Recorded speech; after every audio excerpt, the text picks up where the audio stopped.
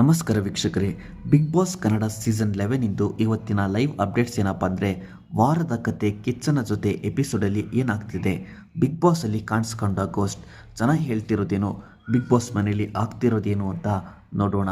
ಅದಕ್ಕೂ ಫಸ್ಟ್ ನೀವೇನಾದರೂ ಈ ಚಾನಲ್ನ ಫಸ್ಟ್ ಟೈಮ್ ನೋಡ್ತಿದ್ರೆ ಸಬ್ಸ್ಕ್ರೈಬ್ ಮಾಡಿ ಆ್ಯಂಡ್ ಇಷ್ಟ ಆದರೆ ಲೈಕ್ ಮಾಡಿ.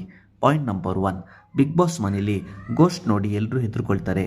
ಬಟ್ ಇದು 100 ಜನ್ಮಕ್ಕೂ ಸೀರಿಯಲ್ ಪ್ರಮೋಷನ್ ಆಗಿರುತ್ತೆ.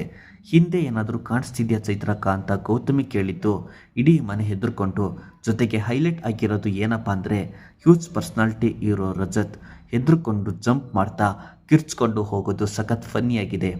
100 ಜನ್ಮಕ್ಕೂ ಸೀರಿಯಲ್ ಆ್ಯಕ್ಟರ್ಸ್ ಬಿಗ್ ಬಾಸ್ಗೆ ಸೀರಿಯಲ್ ಪ್ರಮೋಷನ್ಗೆ ಅಂತ ಬರ್ತಾರೆ ಆ್ಯಂಡ್ ಫನ್ನಿ ಟಾಸ್ಕ್ ಇರುತ್ತೆ. But point to be noted, ಇವತ್ತು ಸೀರಿಯಲ್ ಪ್ರೊಮೋಗೆ ಅಂತ ಬಂದಿರ್ಬೋದು, ಬಟ್ ಹಿಂದಿನ ಸೀಸನ್ಗಳಲ್ಲಿ ಸುಮಾರು ಜನಕ್ಕೆ ಎಕ್ಸ್ಪೀರಿಯನ್ಸ್ ಆಗಿದೆ. ವೀಕೆಂಡಲ್ಲಿ ಸುದೀಪ್ ಅವರು ಈ ಟಾಪಿಕ್ ಬಗ್ಗೆ ಡಿಸ್ಕಸ್ ಮಾಡಿದ್ದು ಅನ್ನೋದು ನೆನಪಾಗುತ್ತೆ.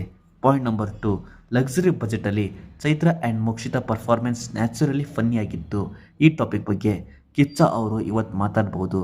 Point number 3, Manju and Gautami ಇಬ್ಬರು ಫ್ರೆಂಡ್ಶಿಪ್ಗೆ ಅನ್ಫಿಟ್ ಅಂತ ದೂರ ಹೋಗಿರೋ ಮೋಕ್ಷಿತಾ ಇವಾಗ ಸಡನ್ ಆಗಿ ಮಂಜು ಗೌತಮಿ ಹತ್ರ ಬಂದು ಮಾತಾಡ್ತಿರೋದು ಯಾಕೆ, ಮೋಕ್ಷಿತಾ ಮಾಡಿರೋ ಪ್ಲ್ಯಾನ್ ಏನು ಅಂತ ನೋಡೋದಾದರೆ, ರಜತ್ ನಾಮಿನೇಷನ್ನಿಂದ ಐಶ್ವರ್ಯನ ಸೇವ್ ಮಾಡಿದ ಮೇಲೆ ನಾಮಿನೇಟ್ ಆಗಿರೋ ಕಂಟೆಸ್ಟೆಂಟ್ಗಳಲ್ಲಿ ಎಲಿಮಿನೇಟ್ ಆಗೋದಕ್ಕೆ ವೀಕ್ ಅಂತ ಇದ್ದಿದೆ ಮೋಕ್ಷಿತಾ.